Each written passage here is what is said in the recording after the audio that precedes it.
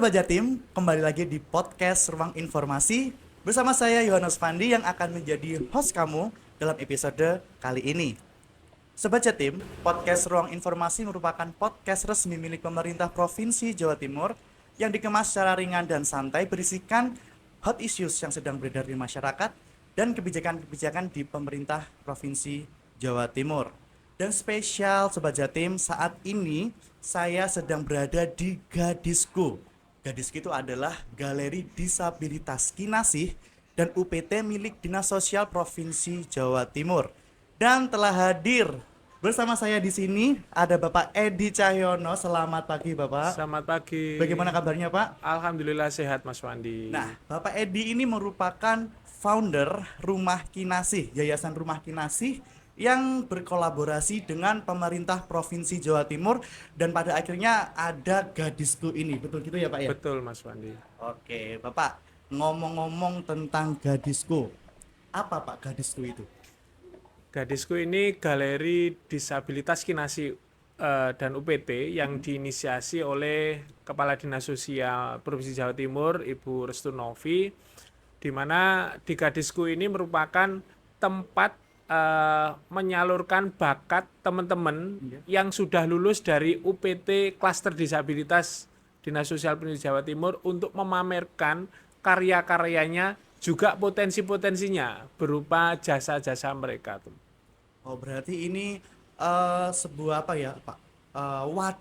Wadah untuk teman-teman kita disabilitas supaya mereka dapat bersosialisasi juga menunjukkan bakat-bakatnya yang ada seperti itu ya Pak ya. Betul. Jadi di sini adalah tempat akhir magang teman-teman yang mau graduasi. Juga kita menampung teman-teman disabilitas yang sudah dididik di UPT Klaster Disabilitas Dinas Sosial Jawa Timur untuk bekerja di sini. Yang selanjutnya kita bimbing mereka untuk mereka benar-benar siap mandiri secara ekonomi dan sosial, dan kembali ke masyarakat itu mereka bisa benar-benar siap mendapatkan dukungan semua pihak. Yang sudah juga dapat banyak sekali materi juga ya. Betul. Dari sini ya Pak. Betul, ya. betul. Kalau Pak Edi sendiri sudah berapa lama Pak di Yayasan Rumah Kinasih sehingga Ya. sampai pada akhirnya bisa berkolaborasi dengan Pemprov, dan ini sangat menguntungkan juga buat teman-teman disabilitas seperti itu. Iya, saya merintis Rumah Kinasih sampai saat ini sudah 7 tahun. Mulai tahun 2017 kami sudah melaksanakan kegiatan sosiopreneurship, di mana teman-teman ini tidak hanya kita rehabilitasi, tapi kita dampingi secara vokasinya, secara advokasi, secara pemberdayaan. Sehingga di sana itu teman-teman bisa berkarya, menggali potensi-potensi yang mereka miliki. Oke, baik. Berarti sudah lama ya Pak ya?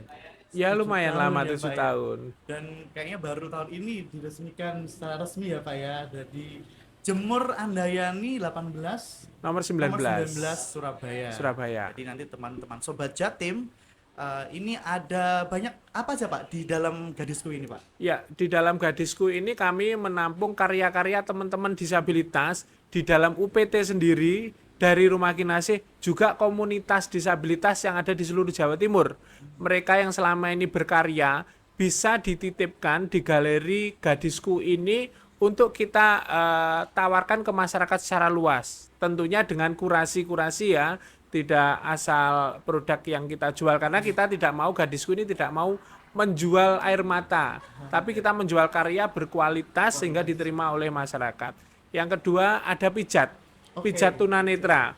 Teman-teman yang terapis yang ada di Gadisku ini mereka yang sudah dididik di panti RSBN yang ada di Janti Malang, itu mereka dididik selama 3 tahun untuk mengenali anatomi tubuh dengan 3 varian pijat, massage, refleksi, dan shiatsu. Jadi bagi masyarakat yang capek-capek punya keluhan kesehatan dalam kondisi fisiknya, itu bisa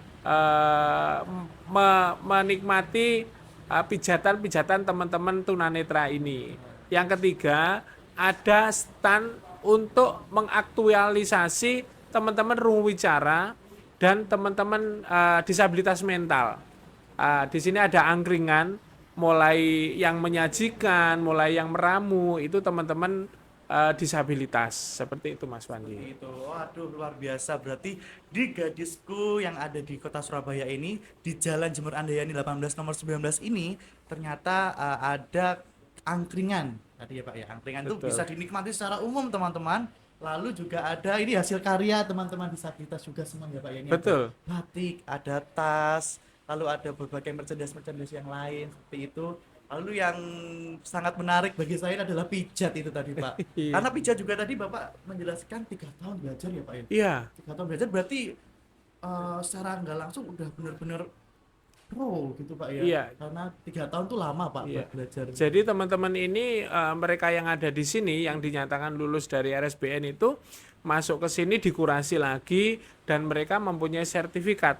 Jadi ilmunya itu ilmu yang bersertifikat, tidak asal pijat-pijat itu. Selain itu di Gadisku ini juga menyediakan konsultasi terkait mungkin keluarga Sobat Jatim, ada yang keluarga penyandang disabilitas bisa konsultasi terkait dengan kegiatan-kegiatan disabilitas seperti itu supaya mereka lebih berdaya. Iya, oh bisa langsung ke sini ya Pak Ya, bisa nanti arahnya kemana, jenis disabilitasnya apa, kita asesmen, selanjutnya kita salurkan ke UPT-UPT klaster disabilitas milik pemerintah Provinsi Jawa Timur. Jadi istilahnya udah ada yang mewadahi ya Pak ya, Betul, mewadahi betul, di Mas. Gadisku ini untuk teman-teman disabilitas. Kalau ingin apa hidupnya kayak lebih ini Pak ya, berkreasi, Iya, kreasi, berdaya. berdaya itu diajari semua di Iya, Gadisku ini ya betul, Pak ya. betul, Mas. Jadi nggak usah bingung. Dan juga teman-teman jangan lupa mampir ke Gadisku ini karena Iya. ada angkringan ya Pak ya. Itu Iya, buka sampai betul. jam berapa Pak operasional hournya? Kami buka jam 9 pagi sampai jam 10 malam. Last order itu 10 malam. Jadi nanti kita bisa order, kita selesaikan sampai selesai. Biasanya varian pijat itu ada yang durasinya 1 jam, 1,5 sampai 2 jam. Kami juga melayani home service. Oh, Masyarakat Surabaya yang mungkin tidak sempat berkunjung ke Gadisku, kita akan lakukan home service ke rumah konsumen masing-masing. masyarakat bisa mengakses itu di mana Pak? Untuk pesan mungkin booking duluan atau Oh iya, ya. jadi bisa mengakses Gadisku ini di Instagram gadisku_Surabaya. Terus ada TikToknya sama Gadisku Surabaya. Juga bisa di kontak center, Mas. Kontak center kami di Itu WA bisa ya, Pak? bisa WA, bisa telepon di nomor 0858 1561 8984. Saya ulangi 0858 1561 8984. Bisa booking order di sana, terus bisa konsultasi juga by WA, terus nanti bisa berkunjung dengan jadwal yang sudah kita tentukan. Oke, jadi Sobat Jatim bisa banyak akses untuk mengetahui dan untuk memesan jika Sobat Jatim tertarik untuk pijat dan lain-lain bisa di Instagram, TikTok dan juga WhatsApp yang tadi sudah dijelaskan oleh Pak Edi seperti itu. Pak, untuk berapa orang Pak yang telah ada di sini dipekerjakan di sini?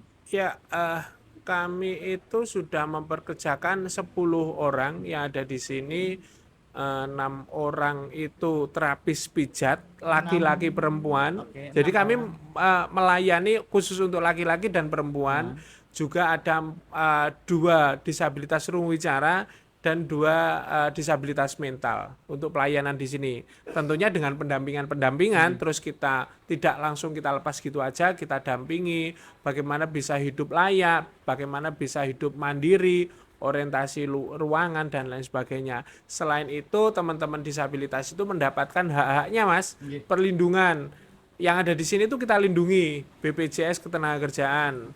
Dan honor mereka yang didapatkan dari bagi hasil itu kita transfer ke rekeningnya masing-masing atas nama mereka di rekening Bank Jatim. Berarti mereka juga tercover jaminan sosial juga Betul, ya Pak ya, betul. dari BPJS Ketenagakerjaan, Iya. juga ada tabungan dari Bank Jatim. Iya. Seperti itu.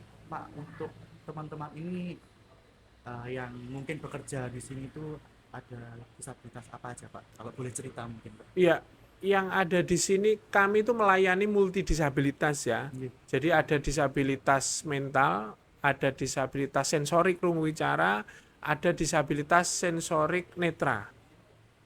Dan tidak menutup kemungkinan kita bisa menerima juga teman-teman disabilitas fisik.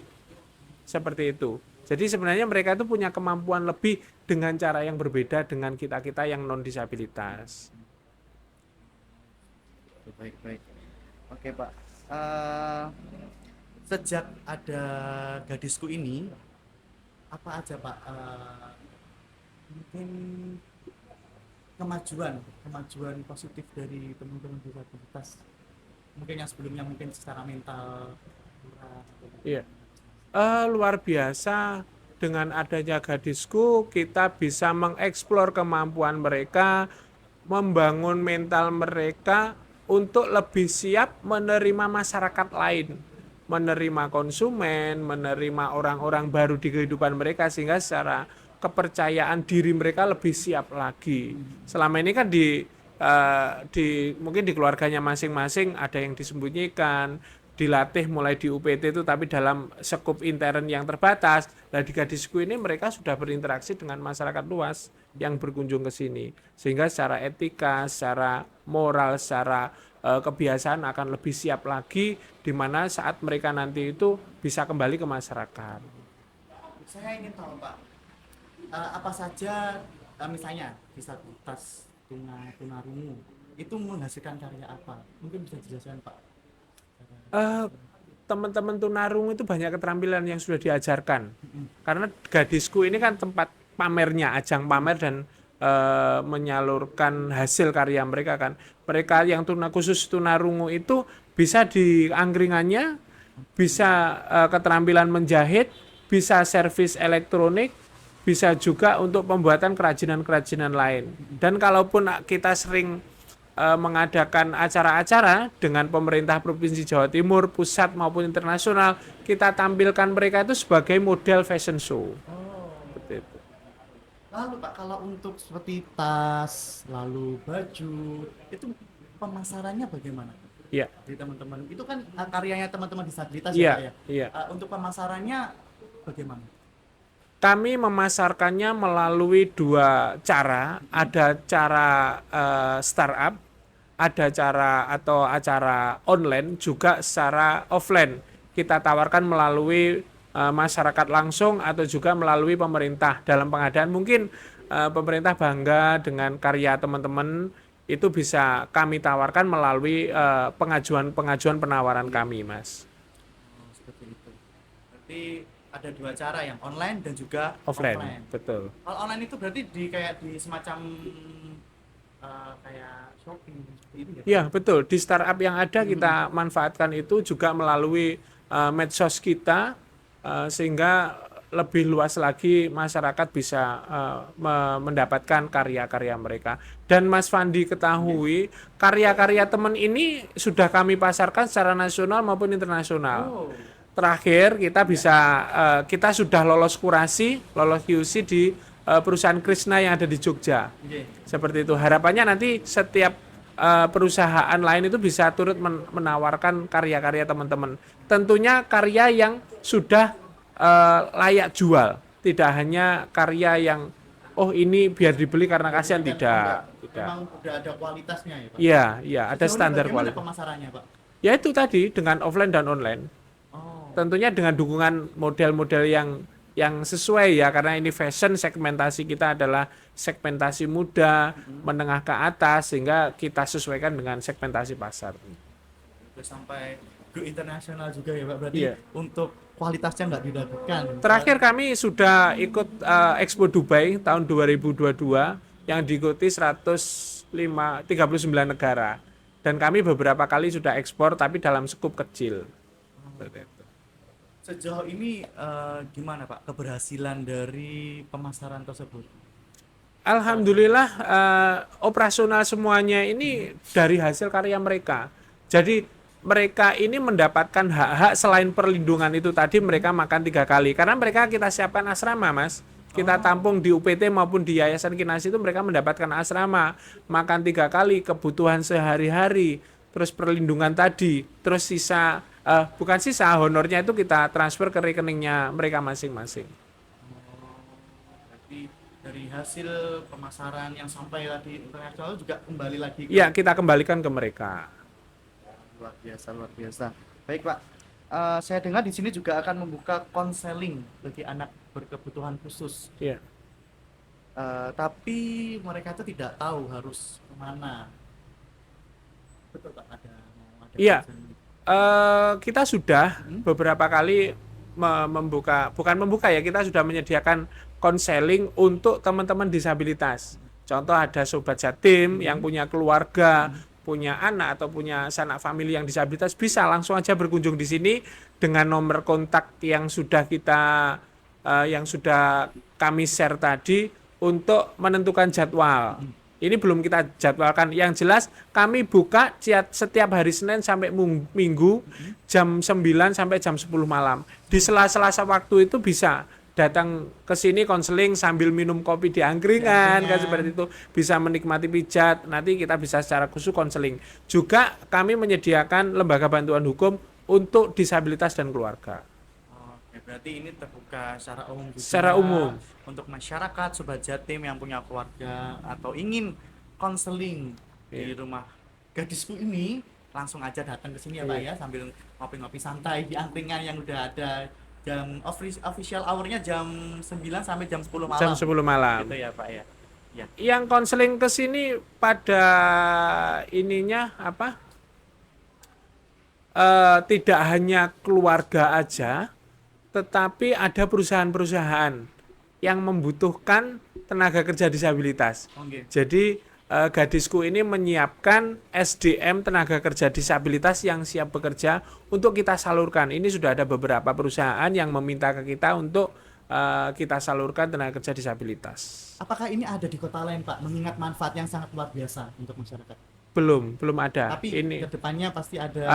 kami sudah ada di Blitar dan ini pilot project di Provinsi Jawa Timur yang dipusatkan di Surabaya. Komitmen dari Ibu Kadinsos Sosial akan membuka gadisku ini di setiap kota kabupaten. Mungkin kan ada UPT kita tuh yang lokasinya strategis bisa kita gunakan untuk ada stand untuk gadisku yang ada di sana sehingga bisa masyarakat yang seluruh Jawa Timur bisa lebih mudah menjangkaunya gitu. Jadi kedepannya pasti bakal ada ya Pak ya. Iya.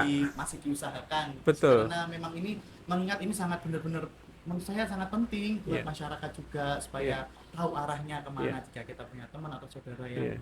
mungkin ada kebutuhan khusus Iya. dan bisa diolah dikembangkan di sini gitu. Itu sudah merupakan agenda program jangka menengah kami dan Dinas Sosial Provinsi Jawa Timur untuk mengembangkan gadisku ini di beberapa tempat. Setelah ini kita akan menyiapkan tempat di masing-masing Bakorwil itu ada gadisku di sana.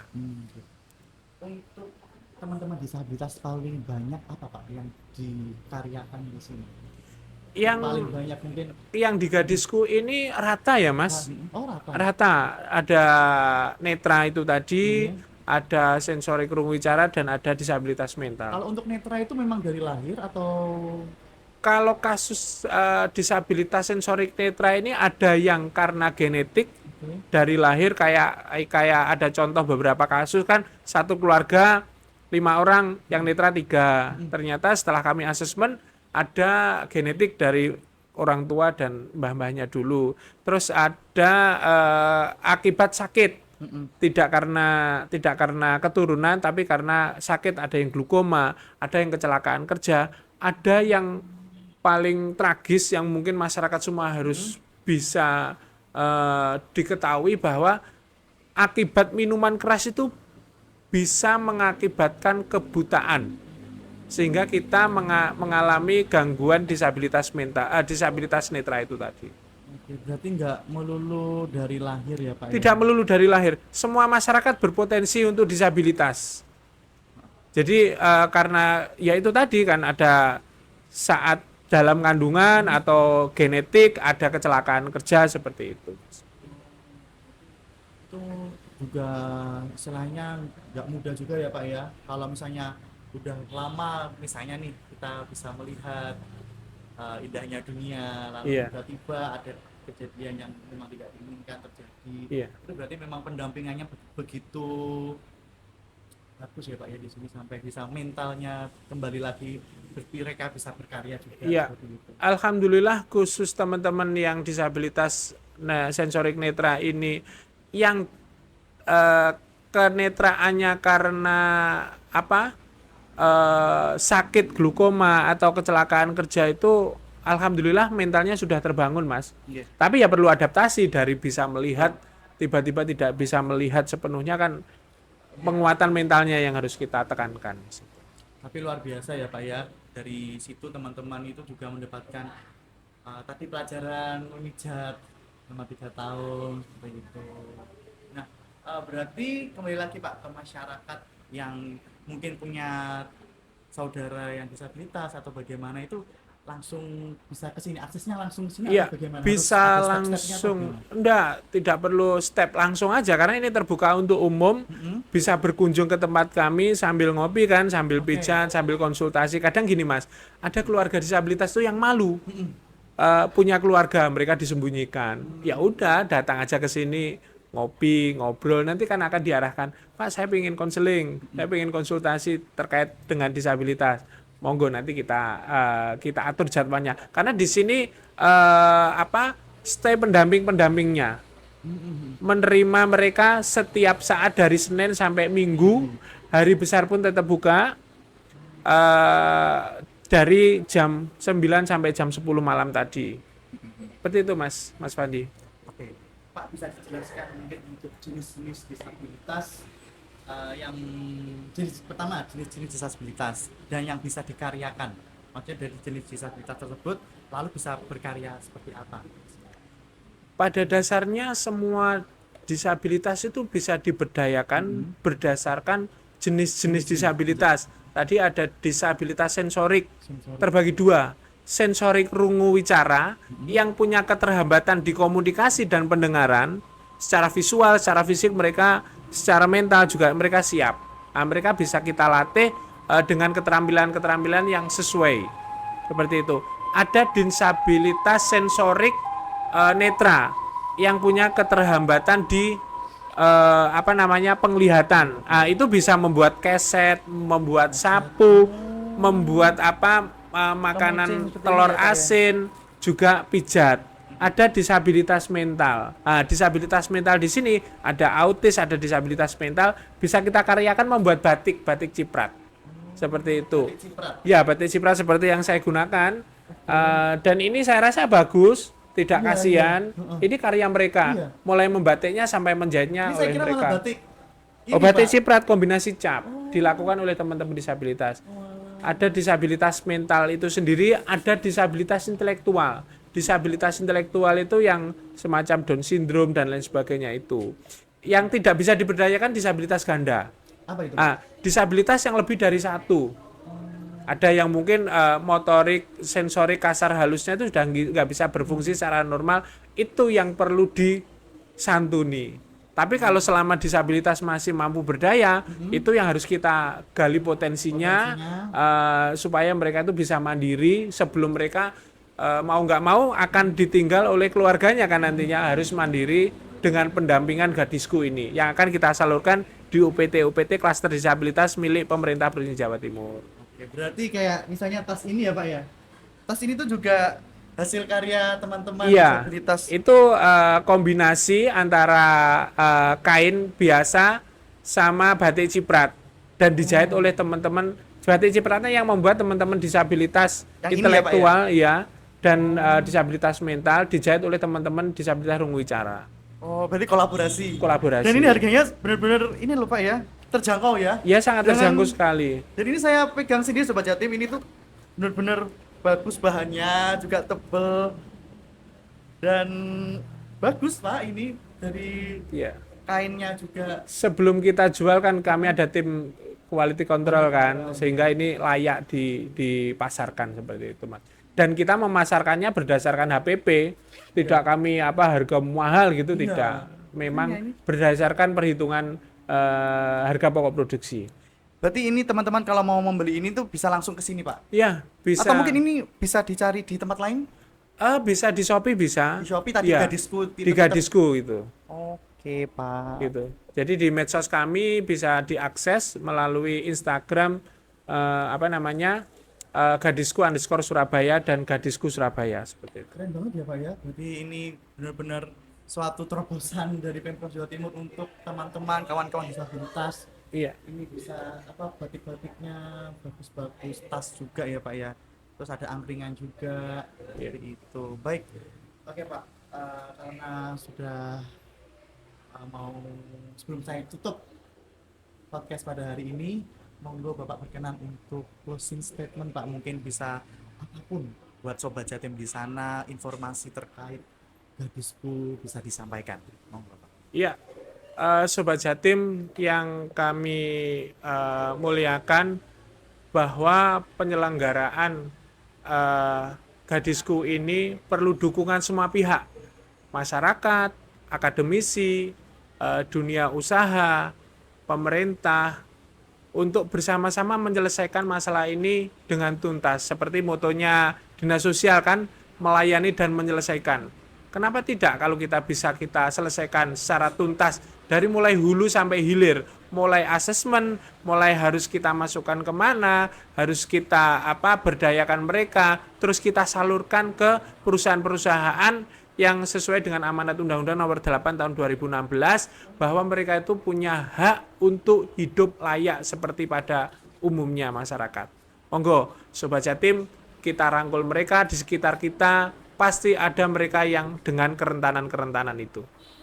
Mungkin itu saja, Mas, closing statement. Oke, baik Sobat Jatim, demikian obrolan kita pada kali ini bersama Pak Edi Cahyono terkait Galeri Disabilitas Kinasih dan UPT Dinsos Jatim, yang benar-benar saya mendapatkan insight banyak terkait galeri ini. Pun juga demikian Sobat Jatim yang mendengar podcast ini pasti juga mendapatkan insight-insight. Ternyata ada wadah untuk teman-teman kita disabilitas, yaitu tempatnya ada di Gadisku ini ya, Pak ya. Baik Sobat Jatim, sekian podcast dari kami. Apabila Sobat Jatim ada saran, kritik, bisa langsung ditulis di kolom komentar di bawah. Dan Pak Edi, saya terima kasih banyak atas Sama-sama, waktunya. Mas. Semoga panjenengan sehat selalu. Amin. Dalam berkarya untuk masyarakat. Amin, Dan amin. untuk semoga Gadisku ini bisa banyak yang tahu, banyak yang tahu dan berkembang menjadi pesat. Gitu ya. Amin, Baik, amin. Terima kasih. saya Yones Fandi dan segenap kru yang bertugas mengucapkan terima kasih dan sampai jumpa.